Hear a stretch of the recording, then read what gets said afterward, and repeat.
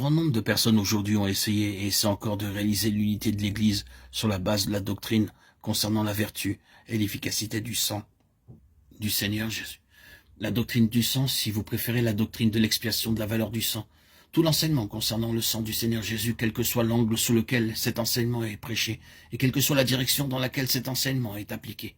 Beaucoup essaient de réaliser l'unité de l'Église en établissant cela comme une doctrine essentielle et en disant que si vous acceptez cela en tant qu'une des doctrines de la foi, alors vous entrez dans l'unité de l'Église. Mais pourtant, jamais une doctrine n'a pu réaliser l'unité. Il n'est pas suffisant d'avoir un fondamentalisme qui soit seulement l'assemblage de certaines doctrines de base reconnues. Ce n'est pas assez d'avoir cela comme base de l'unité. Cela ne marche pas, car vous ne pouvez obtenir cette unité sur la base de la doctrine, sur la base d'un credo. Vous devez l'avoir sur la base expérimentale, sur la base de la puissance, de quelque chose qui agit, de quelque chose qui est forgé. Nous savons qu'il y a beaucoup de personnes qui croient dans toutes les vertus et les valeurs éternelles et infinies du sang du Seigneur Jésus, mais qui connaissent très peu la puissance de son sang expérimentalement dans leur vie, comme force puissante agissant contre le pouvoir de la mort, au-dedans et au-dehors. C'est une chose céleste, mais le credo peut être tout à fait terrestre, parfaitement juste et vrai, cependant entièrement terrestre, pour un système terrestre, non efficace dans le domaine spirituel.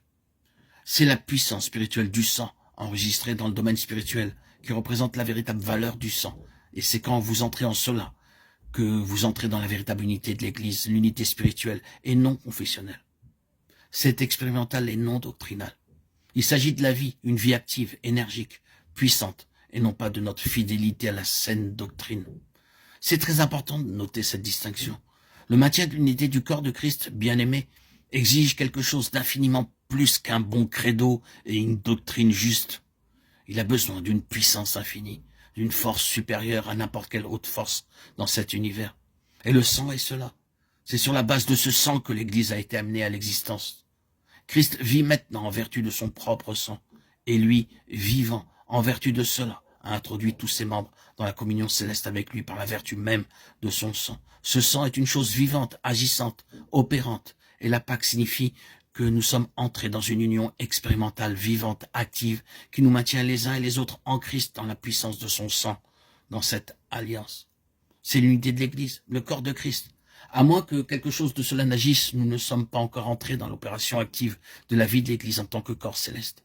Si l'Église doit avoir sa fonction, accomplir sa vocation, avoir un impact sur les dominations, les puissances, les princes de ce monde des ténèbres, les esprits méchants et accomplir sa mission universelle, son dessein prédestiné, cela ne peut être que sur la base de cette puissance extraordinaire qui est dans le sang précieux du Seigneur Jésus.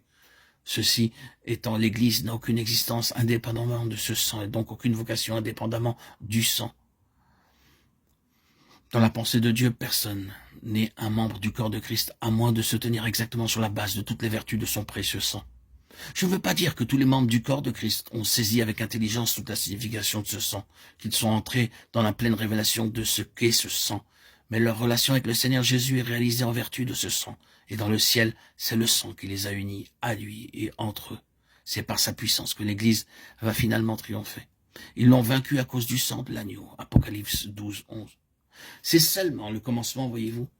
Ainsi, si nous voulons connaître, apprécier, jouir et profiter de la vérité corporative du corps de Christ, nous devons apprendre ce qu'est la puissance du sang. Et ce sang doit devenir une force reconnue dans nos vies contre ce que le diable cherche à employer pour briser la communion fraternelle. Or, combien les succès de Satan à propos des schismes et des divisions auraient été éphémères si le peuple du Seigneur avait saisi que seule la puissance et la vertu du sang triomphent de toutes les activités sataniques. Vous et moi devons avoir conscience que la détérioration de nos rapports est la conséquence d'un travail de l'ennemi et que la seule chose qui nous introduira de nouveau dans la communion bien-aimée, c'est d'implorer le secours de la puissance du sang contre tous les agissements de l'ennemi. Cela prouve pleinement le fait que le corps est un en vertu du sang, depuis le commencement, continuellement. Et pour finir, la fête de la Pâque introduit cette vérité. Le rassemblement du peuple de l'Éternel dans l'Ancien Testament, leur vie corporative, leur communion, était en premier lieu sur la base d'une alliance dans le sang qui triomphe de la mort et du destructeur. C'était le premier aspect de leur communion.